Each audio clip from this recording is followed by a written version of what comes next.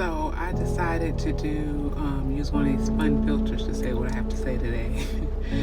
But this today I'm talking about insurance. I'm talking about people taking advantage of people, and I really just want to know: am I just the only one who this stuff is happening to, or is this just the norm that I'm supposed to get on board with?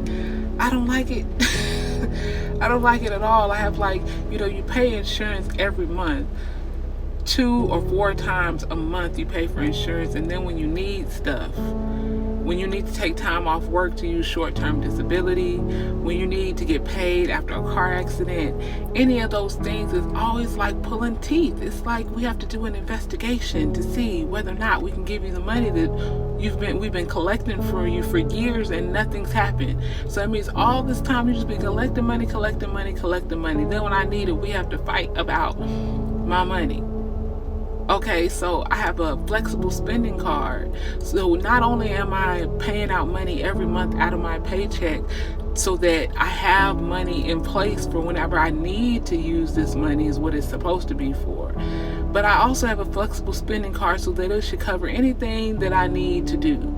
So I had to go get some work done on my teeth. So I used part of my money on my card for the flexible spending card. The other part I had to end up paying in cash because I didn't have enough money on there.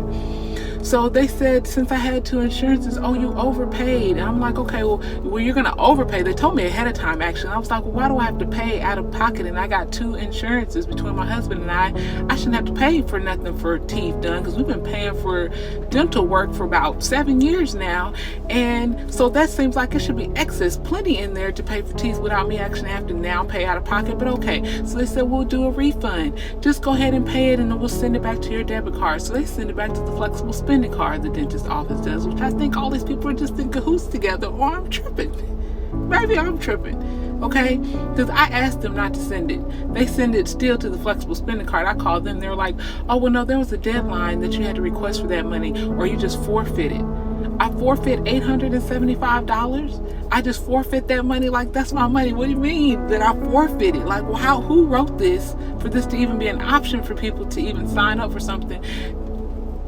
That's why you gotta read. And my husband and I have been debating about that, because he's like, people shouldn't be writing stuff. The people gotta do all this heavy reading, but people do. You have to read the details, because people, what they say, the devil is in the details, and it is, because people be writing up a whole bunch of mess in there, counting on people not reading it, and then get us caught up in some mess. Then we gotta try to figure out how we gonna get out of. But it's just like, why are we even having these things? Because it's like this with insurance. It's like this for a whole bunch of people, just like life insurance. I'd like to get more life insurance. I have some now. But there's a lot that's promoted about life insurance. And I understand what people are saying, because people want to be covered if something happens to them. When my parents passed away, my father been paying on life insurance policy for years now. Then when he retires, it's like, oh, sorry, it's too high. I mean, we're going to double your premium while you retire. Now, to me, that doesn't make any sense, because a person is going to be making less money when they retire. So why would you say that you're going to increase how much their premium is once they retire? That seems like maybe that sounds a little scammish. When you have more than one person going through the same thing, more than one pastor has had to cancel their life insurance policy because it has doubled when you retire. Like, who is coming up with these rules? This does not make any sense, and is not benefiting the people. I said, these people are going to make me run for office. Because if the people is in there is just wasting time talking about the same stuff and not doing things that's going to help the people, what are we doing? What is going on? I don't want to live like this. And I don't want to pass stuff like this down to my children for them to have to deal with stuff like this. And I don't want to be the one with just the way things are. If that's the way things are, I'd be the one to be like, say, excuse me, this can't stay this way. This is not helpful for the people who are actually making the investments, who are actually paying, like, even on the house. Y'all, they have upped the taxes from $3,000 a year to $10,000 a year. So that means that my mortgage payments goes from $1,200 a month to $3,100 a month, and everybody wants to pass the buck. It's like, okay, I talk to the city say, oh, it's not us, talk to Dallas County. Talk to Dallas County, oh, it's not us, talk to the tax assessor. Talk to the tax assessor, no, talk to the appraiser. Like, what? What? Y'all just want to keep passing me around like a hot potato. Okay, because y'all know this stuff doesn't make any sense and nobody wants to be held accountable. And that's the problem. We got that really bad right now. Everybody wants to treat people like this is a business. Not like we care about you, or we care about the investments that you make, or care about the money that you're spending in for this stuff. So today is for your information. Read the fine print. Read the fine print, because it matters. You know, we think about the things that we're doing, because this insurance stuff doesn't work. Insurance should be family oriented.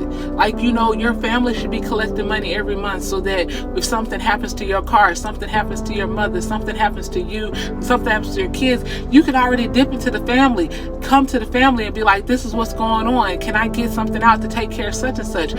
That shouldn't even be a problem if everybody was paying into that, like we have to pay so much into insurance. I got insurance on my house, insurance on my car, insurance on your animals, insurance on your trucks, your trailers, your everything. And who is getting in an accident every day? Nobody is getting in an accident every day where they need to collect this much from people, and then at the end of the year, they don't even want to give people nothing back.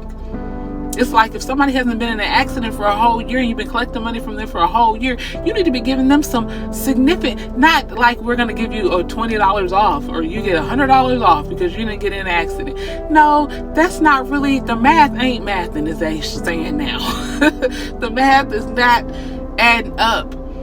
So, as always, it is peace and blessings, y'all, but it's time for us to think about what's going on and talk about the things that's actually affecting our lives in the everyday, because it matters. And I don't be passing no bull crap on to my children and having them to have to deal with the stuff that we dealing with now.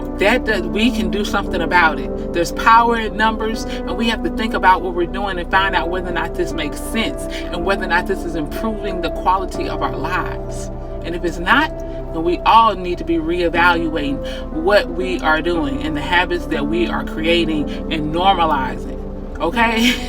So y'all have a beautiful hump day, the middle of the week. Thank you, Jesus. We done made it this far. We only got a couple of days left to get to our rest day. You know, so I got work tomorrow and work the next day. So to all the people that have to go and do what you got to do and put in the grind time to get the basic things that you need, God's peace and blessings to you while you move. All right? Improving the adding years to your life. That's what we're trying to do. Add years to your life and life to your years and everything that you do.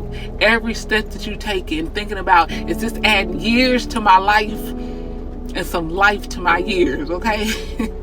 All right, y'all have a good one.